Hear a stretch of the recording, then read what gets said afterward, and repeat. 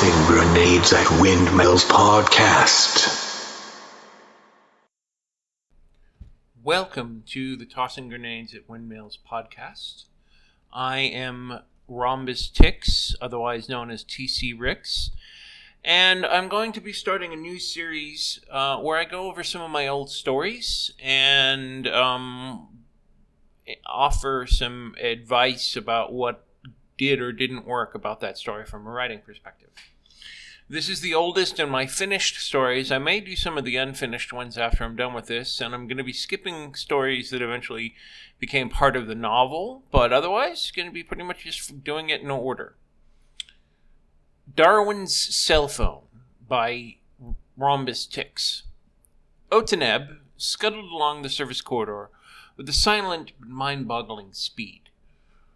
Nothing so large or so greasy should have been able to navigate the ancient metal and stone pathways without alerting the sensors. But those who ran this house had grown lax over the years, and so their sentinels slept deeply. It seemed the whole world slept these days. Everyone but Otaneb. How could he? It was the opportunity of a lifetime. He had much resigned himself to a life of drudgery as a waiter at Yellow's when fate had thrown an opportunity in his lap. The two drunken housemeisters had dropped the location of an auction without realizing it. It was the single greatest aspect of security that the house possessed. It was why most people considered the possibility of robbery difficult, if not impossible. He had crept around the ruins and ancient service corridors of the house to just as much as any other youth who had been raised in its shadow. He knew where to go. The only question had ever really been knowing when to go. He could only hope that when the housemeisters woke from their stupor in the morning, that they did not remember what they had mentioned in the presence of their humble server. He arrived at the outset of an alcove, looking through the vast eyes of the ancient masked face that looked down upon it. Here he would wait until morning. Morning could not come soon enough. Scene. What do I hear for this rutabaga owned by Elvis? Is it 20 credits? 20 credits. I have 20 credits. Who will give me 44? The auctioneer howled with unholy delight. It was almost a religious experience, and he'd just been converted. The truth of the matter was that none of this stuff was authentic in the proper sense of the word. Then again, no one cared what the proper sense of the word meant anymore. The spirit of the 20th century shook his head with disgust at the auction going on in the House of Necroarchaeology. It was not a lack of understanding his century that bothered him. It was the deliberate mangling of it. He withdrew his tendrils from the mind of the auctioneer, wondering why he had been dumb enough to put them there in the first place. The spirit only had himself to blame. After all, his databanks were filled with dozens of stories mocking the misunderstandings that occurred from simple misinterpretations of minor facts. This was not an accidental pairing of the Red Baron with the Peptide Man to team up with gingivitis and hunger. This was a meticulous mockery of all things of the past. Our next exhibit is a genuine moose and duck combo. These cartoons got together with James Cagney to defeat Khrushchev and Ronald Reagan. Who will give me a mega credit? They had built him out of the shattered bits of computer resonance left over from the beginning of the ether. Necroarchaeology was not really a science, but rather an exercise in the cunning use of artificial intelligence. One society had crept from the depths of a silent world. The ether had never truly let go any of the data stored inside of it. However, the landscape of infinity was vast, too vast for the mortal mind to comprehend, and thus the need for cataloging it had come about. The House of Necroarchaeology was a place of cataloging. It had scoped vaulted ceilings that were the mix of Gothic Mediterranean with latent Martian recreationism. Tourists now flocked to the edges of the roped confines in hopes of spotting one of the guerrilla auctions sanctioned each day by the house. It was always done in a random century. No one knew when or where it would take place, and with over 10,000 centuries to choose from, it was a bit of a lottery. The excitement of trying to find the right century among the exhibits was close enough to increase the value of the meta-manufactured copy for the lucky few who happened to be in the right place at the right time.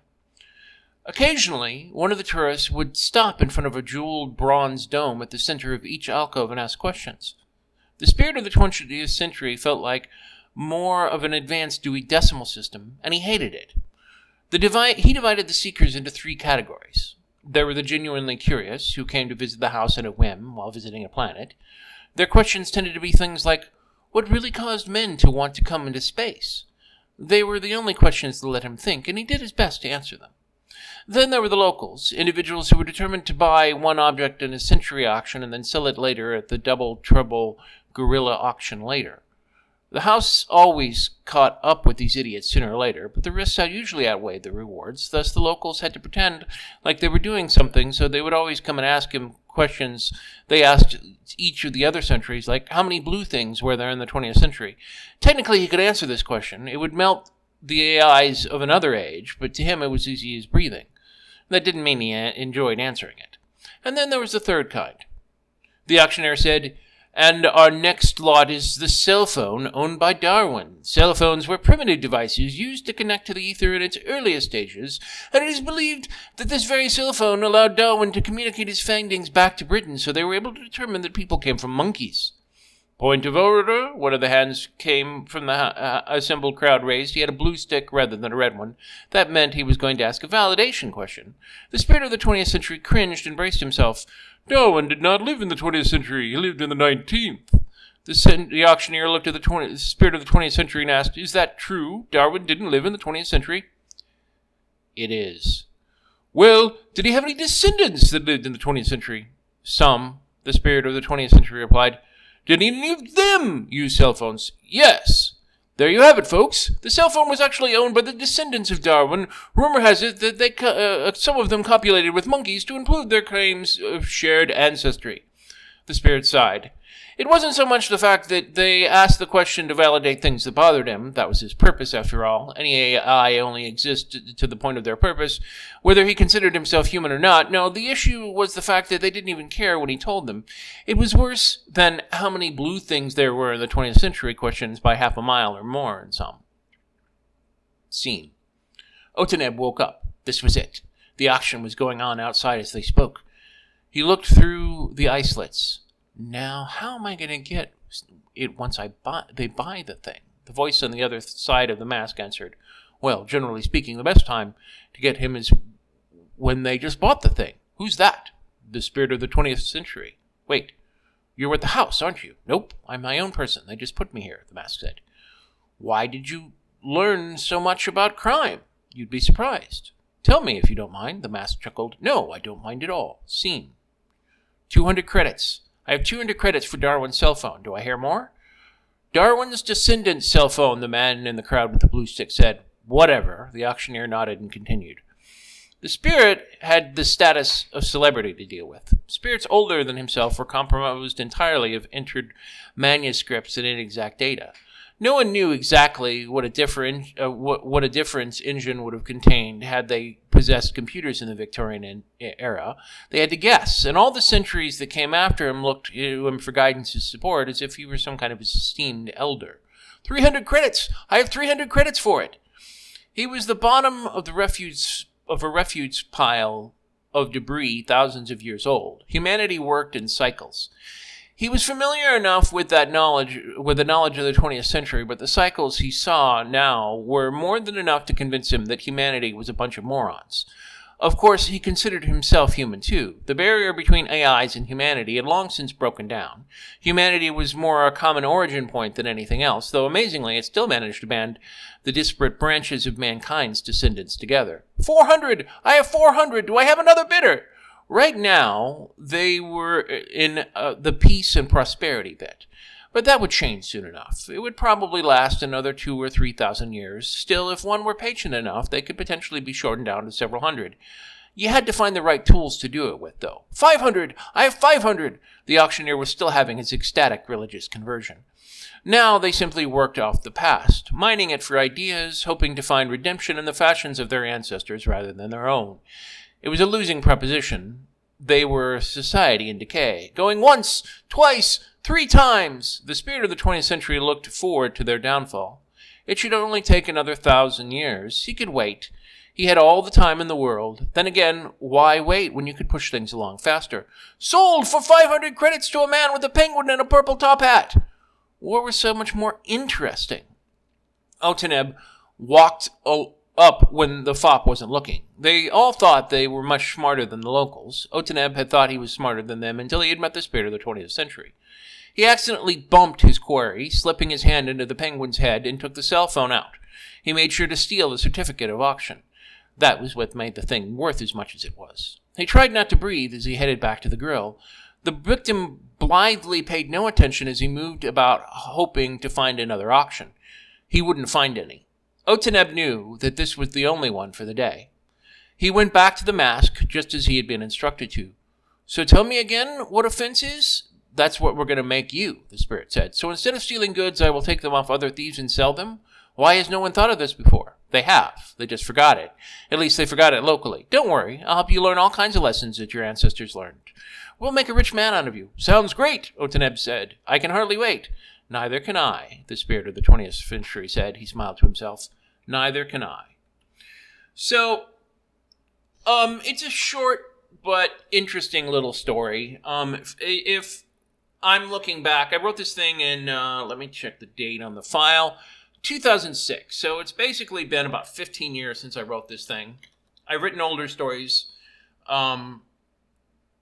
It's interesting how some of the themes that I'm still writing with, especially when it comes to my short fiction, still interest me the same way, including transhumanism, digital intelligence, the rights of digital intelligence, the corruption and decay of society.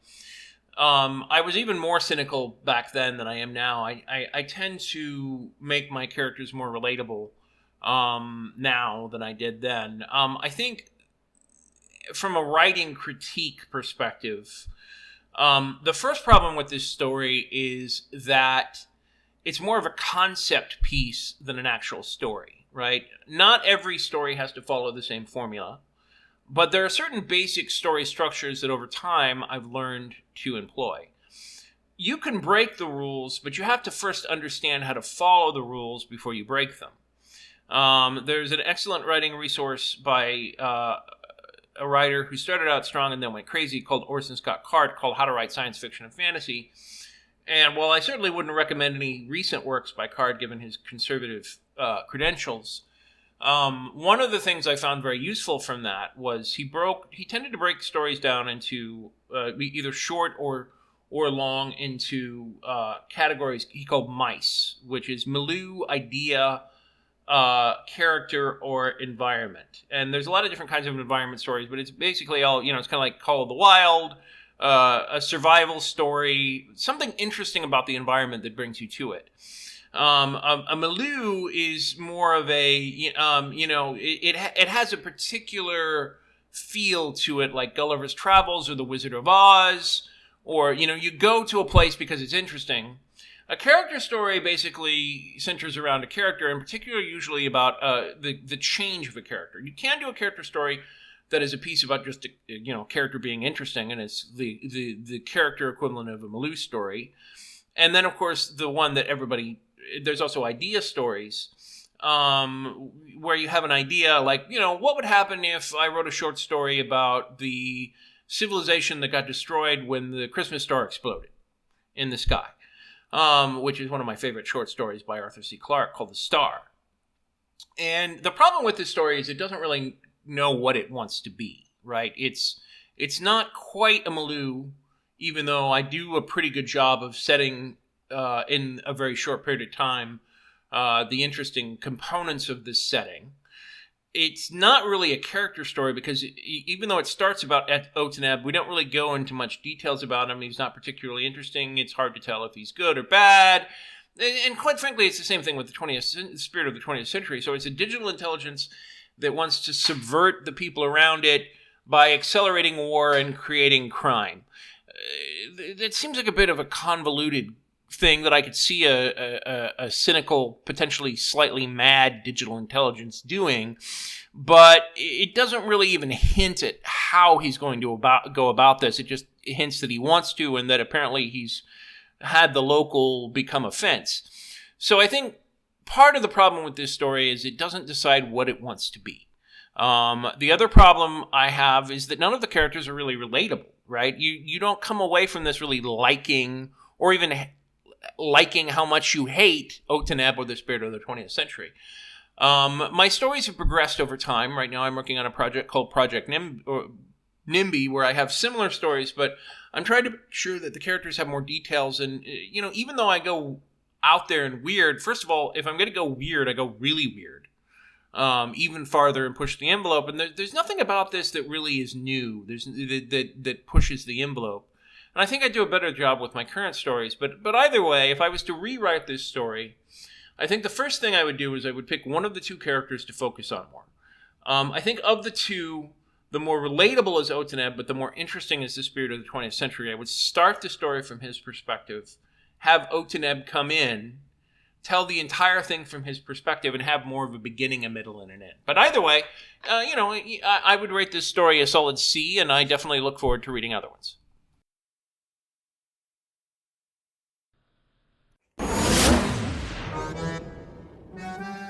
This has been the Tossing Grenades at Windmills podcast. Buy my book, Have Name Will Travel, at Amazon and other markets. RedAnvilCreative.com contains all our podcasts. Copyright 2022!